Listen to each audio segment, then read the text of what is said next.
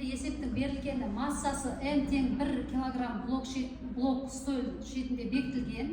Массалары бірдей М1 тең М2 тең 1 килограмм. Бірінші және екінші жүктер жіппен жалғанып, блоктан асырыла тасталған.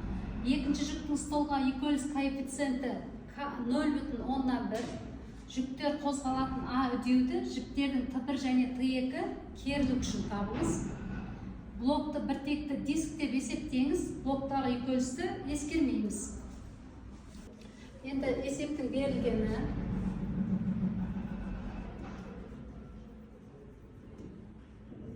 М1 тең М2 тең М3 және бізде К үйкеліс коэффициенті 0,1 есептің берілген ғой. 0,1 1 килограмм. Және блоктың массасы 1 килограмм. Табу керек. Т1 А үдеуді, жүктердің қозғалыс үдеуін, және Т2 мен Т1-ді жүктің керілу күшін, жүктің керілу күштерін анықтаймыз. Мына жаққа тақап жазыппын ба? Т1 мен Т2.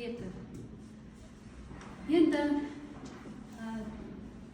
есептің сызба нұсқасын сызайық. Яғни бізде мынау столдың бетінде жүк, мына жерде блок, екі жіппен жалғастырылып, блоктан асырыла тасталған жіптердің ұшына байланған. Мынаны М1 дейік, мынау М2. Мына жерде қозғалысты X өсімен байланыстыра, X өсінің оң бағыты қозғалыстың бағытымен бағыттас болсын. Енді мына жерде түсінікті, мына біздің жүгіміз төмен қарай қозғалады, М1 жүгіміз. М2 жүгіміз оның артынан сырғиды, артынан мына бағытта. Енді әсер ететін күштерді көрсетеміз. Мына жерде ауырлық күші төмен қарай бағытталған, жоғары қарай бағытталған жүктің керілу күші. Мына жерде екінші жүктің керілу күші сәйкесінше Т2 және үйкеліс күші. Стөлдің бетінде мына жерде қозғалыс бағытын көрсететін осыны көрсетеді. X өсі осында жерде. Енді бізде қозғалыс теңдеуін жазамыз, екі жүк үшін. Енді мына жерде қозғалыс теңдеуін жазған кезде біз бағыттарды ескереміз. Сәйкесінше М1 дене көбейтілген А тең бізде оң күш М1 минус Т1. Екінші дене үшін омега тең. Енді мына жерде бізде Т2-міз қозғалыспен бағытта, сондықтан оң.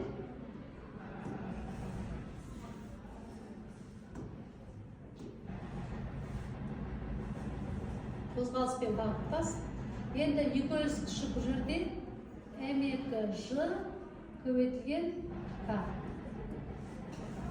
Енді бұны жүйеге алып қояйық. Енді бұл жерде бізде мына осы екі Т1 және Т2 күштерінің айырымы мына блоктың айналу моментін туғызады. Сондықтан Т1 азайту Т2 блоктың радиусы R дейтін болса, R тең болады I эпсилон қатты дененің айналмалы қозғалысына байланысты. Енді мына жерде эпсилонның орнына біз бұрыштық үдеудің орнына А арқылы, сызықтық үдеу арқылы өрнектейік. Енді бізде біздің есептің шартында диск біртекті деп айтты. Дисктің инерция моменті mr квадрат бөлінген 2. Енді осыны мына теңдеуге, мына теңдеуіміз нөмірлеп бір десек, мынау аралық теңдеу екінші теңдеуге қоямыз. Екінші теңдеуге қоятын болсақ,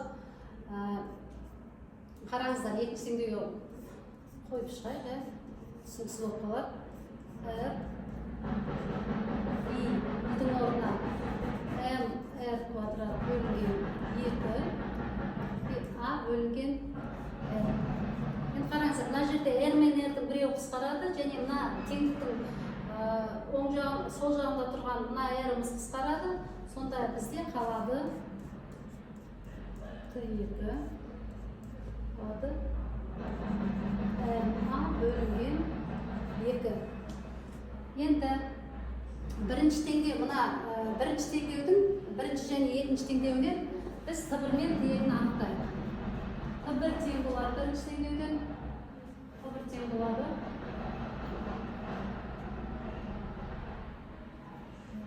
минус m1a. Осы жерден ары қарай ықшамдасақ, негізі бұлай жазуға болмайды, астына бөлек жазайын. Т1-іміз тең болады. Жақшаның сыртына m1-ді шығарып жібереміз. Екінші теңдеуден Т2-міз тең болады. Т2 тең болады. m2 жақшаның сыртына шығарамыз. a плюс jk. Енді осы жерде Т1 мен Т2-ның айырымын осы бірінші теңдеудің екі теңдеуімен жазайық. Т1 Т2-міз жақшаның сыртында m1 j азайтылған a минус m2 a плюс kj. Мына соңғы теңдеуді ықшамдайық. Сонда бізде жаңағы m1 мен m2-міз мына екі жүк, бізде массалар бірдей болғандықтан біз оны не дедік, есептік шарында m' дедік, сондықтан m' деп белгілеуді енгіземіз. Соны егер ескеретін болса, m' мына жерде жақшаның сыртына шығарып жібереміз. Сонда жақшаның ішінде қараңыздар, J мына жерде A тұр, және A тұр, екеуі қарсы таңбамен, сондықтан J екеуі минус таңбамен минус 2a минус kj болады. Енді қараңыздар, мына жерде кішкене ықшамдау жүргізейік. Мына жерден егер біз жақшаның сыртына J-ларды шығарып жүретін болсақ, m' J шығарып жүретін болсақ, мына жақшаның ішінде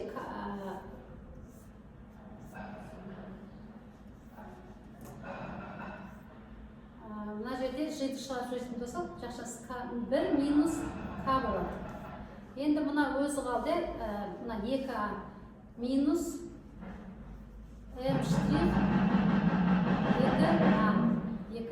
Бізде мына жерде үшінші теңдеуде бізде Т1 минус Т2 m-а бөлінген 2-ге тең, және бір жағынан біз Т1 мен Т2-ның айырымын былай анықтадық, мынаған тең болды. Енді осы екеуін біріктірсек, бізде болады 1 минус k тең m-ның 2-ге араласы плюс 2, мына жерде енді m' 2-ден кейін жазып, енді тең, осы жерде мына теңдіктің оң жағын ықшамдайық.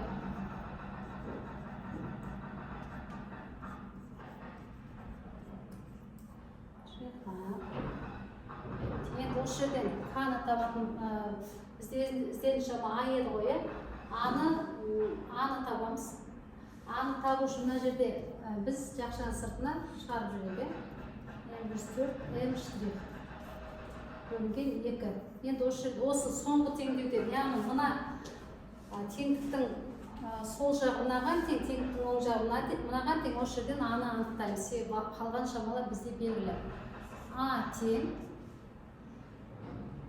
2m' көбейтілген j 1 минус k бөлінген m плюс 4m'. Бұл жерде m' дегеніміз жүктердің массасы, m дегеніміз мына блоктың массасы, білесіздер. Ары қарай енді осы теңдеуге сан мәндерін қойып есептейік. m' бізде 1 минус 1, j-імізді шамайымызды жеті жазбақпыз ғой, көбейіп 10 деп жазайық, 10 деп алайық. Және мына жерде 4m, m' бізде m-імізді 1 ғой, сондықтан мына жерде 5m деп 5 көбейтілген 1 деп аламыз. Енді сан мәндерін қойып есептейміз.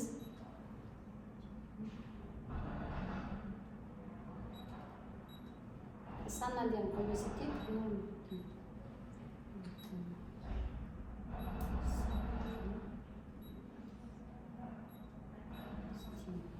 3,6 жуықтап 3,6 метр бөлінген секунд квадрат. Енді қараңыздар, бізде келесі шамалар Т2 және Т1. Т1 мен Т2-ні біз жаңа неден анықтап едік. Жеке бөлек формула жазып едік қой Т1 мен Т2-ге. Міне, Т1 мен Т2 осы формулаларға қойып, біз нені анықтаймыз? Т1 мен Т2-нің санын анықтаймыз. Онда Т1-іміз тең болады М1-ші жақшаның ішінде минусы тең минус 3,6 шамамен 6,4 ньютон Т1-іміз. Енді Т2-іміз тең болады бір көбейтілген формуланы қайта жазасыздар. М2 көбейтілген А минус ЖК сан мәндерін орнына қойсақ, А-мыз 3,5, 6 қосылған 10 қосылған. Енді біз шыны мән жуық түрде 10 деп алып жатырмыз. 0,1 сан мән есептейік.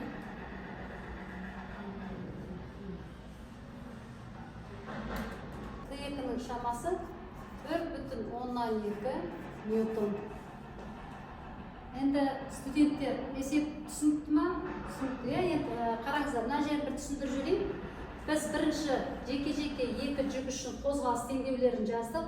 Және біз мына блоктың айналмалы қозғалысына моменттер теңдеуін жаздық. Себебі мына Т1 мен Т2-нің айырымы мына блокты айландырады, айналым момент туғызады. Және ол жердегі жаңа инерция момент блоктың диск демесекте, ол диск болғандықтан, бір тек диск болғандықтан, сол арқылы біз ары қарай жаңа соны қойып, қысқартып, және Т1 мен Т2-нің айырымын осы жерден анықтап, және бір жағынан Т1 мен Т2-нің айырымын мына бірінші теңдеулерден анықтап, бір-бірімен байланыстырып, ізденімді шамаларды анықтадық. Есеп шығарамыз тақырып бойынша. Қатты дененің айналмалы қозғалысына есеп шығарамыз. Есептің шарты массалары 2 кг және 1 кг екі жүкпен жалған блоктан асырыла тасталған. Блоктың массасы 1 кг, жүктер қозғалатын А үдеуді, жүктердің жүктердің Т1 және Т2 керілу күшін анықтаңыз. Блокты біртекті диск деп есептейміз. Мерей, келіңіз.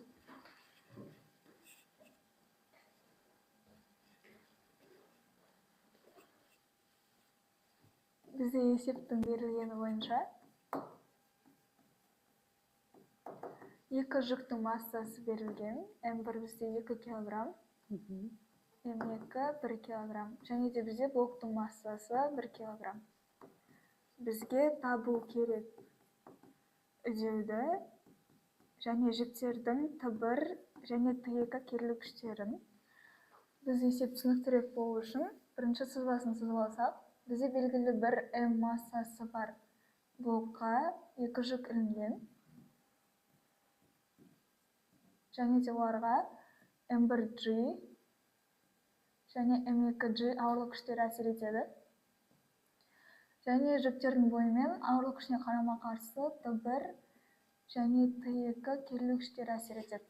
Және де бізде мына жақтың қозғалысы төмен қарай бағытталса, екіншісі оған керісінше бағытталады. Қарсы бағытталады. Және де біз бұларды X осінің бағытымен оң бағытымен проекциялаймыз. Себебі мына жерде М1-іміз ауыр ғой, М2-ге сондықтан мына жақ түседі, артынан М2 көтеріледі. Жүктердің қозғалыс теңдеуін жазатын болсақ, бізде М1А тең болады М1G минус Т1-ге, және де минус М2А тең болады М2G минус Т2-ге. Біздің дискінің айналмалы қозғалысына теңдеуін жазатын болсақ, бізде I эпсилон тең болады R Т1 минус Т2-ге. Және де біз осы бастапқы екі теңдеуді x осі бойынша, ал соңғы бір теңдеуді y осі бойынша проекциялаймыз. Және де біз мына бірінші теңдеуден екінші теңдеуді азайтамыз. Сонда бізде m1a плюс m2a тең болады m1g минус m2g минус t1 плюс t2. Және де біз осы t1, t2-ні минус арқылы жақшаға алып жазсақ болады. Ол бізде m1a плюс m2a тең m1g минус m2g минус t1 минус t2-ге. Бізде үдеудің негізгі формуласы a тең эпсилон r-ға тең. Және де біз a бөлінген r деп эпсилон орнына a бөлінген r-ді қоя аламыз. Және де тең r бөлін r t1 минус t2-ге. Және де бізде инерция моментінің формуласы бар. mr квадрат бөлінген 2 деген. Және осы жердегі i-ның орнына осы формуладағы mr квадрат бөлінген 2-ні қоямыз. Сонда бізде mr квадрат бөлінген 2 яғни дискінің инерция моменті. Көбейтілген a бөлінген r.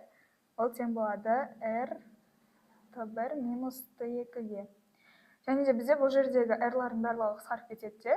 ma бөлінген 2 тең болады t1 минус t2-ге. Енді біз төртінші өрнектен t1 минус t2-ні шығарып ала аламыз. Ол бізде тең болады g m1 минус m2-ге азайтылған a m1 плюс m2-ге. Және де осы t1 минус t2-ні 5-ші өрнектің оң жағына келесі. 5-ші өрнектің оң жағына алып келіп қоятын болсақ, ma бөлінген 2 тең болады g m1 минус m2-ге азайтылған a m1 плюс m2-ге. Енді бізде үдеуді жақшаның сыртына шығарып жібере аламыз. Сонда бізде a m бөлінген 2 плюс m1 плюс m2-ге ол тең болады g m1 минус m2-ге. Енді біз осы өрнектен үдеуді таба аламыз. Оны біз g m1 минус m2 бөлінген m бөлінген 2 қосылған m1 қосылған m2 формуласы арқылы таба аламыз. Бізде бұл мәннің барлығы берілген, сондықтан сандарды орнына қоя саламыз. Сан мәндерін орнына қойып есептейсіз. g 9,8, m1 бізде 2 килограмм, минус 1 бөлінген 2 қосылған 2 қосылған 1-ге. Сонда бізде үдеудің мәні 2,8 шығады. Қазір есептеп жүрейік. 2, 1, 9,8, ана 0,5, 3,5, 9,8, 3,5-ге бөлген кезде. 2,8. Дұрыс. Шамамен дұрыс жолдап. Енді бізде келу күштерін табу керек. Біз t1-ді m1g минус a арқылы таба аламыз.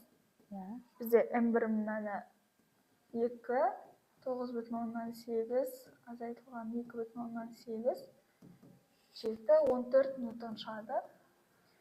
Екінші келу күші m2 g плюс a-ға тең. Бізде m2 1-ге тең, 9,8 қосылған 2,8, 9,8-ді 2,8-ге өтсек 12,6, 11-ге көйтсек 12,6 ньютонға тең. Сонда біз үдеуді 2 келу күшін таптық. Міне мұнда жаңағы t1 мен t2-ні бірінші, екінші өрнектеп алды. Енді студенттер, сұрақтарыңыз бар ма? Мына жерде енді түсіндіріп жүрейін, мына жер кішкене анық болмай қалды. Мына RT1, мына үшінші теңдеудің оң жағы неден шықты? Бізде жаңағы екі керілу күшінің күштердің моменттерінің айырымы инерция жаңағы дискіні қозғалтады. Сол екеуінің екі күштің күш моменттерінің айырым нәтижесінде диск қозғалады. Сол өрнектелген. Содан бірден жаңағы моменттердің орнына бірден бегімай жаңағы R көбейтілген T1 деп соны өрнектеп жазып, бірден жақшаның сыртына шығарды. Бұл жердегі R дегеніміз не? Дискінің радиусы.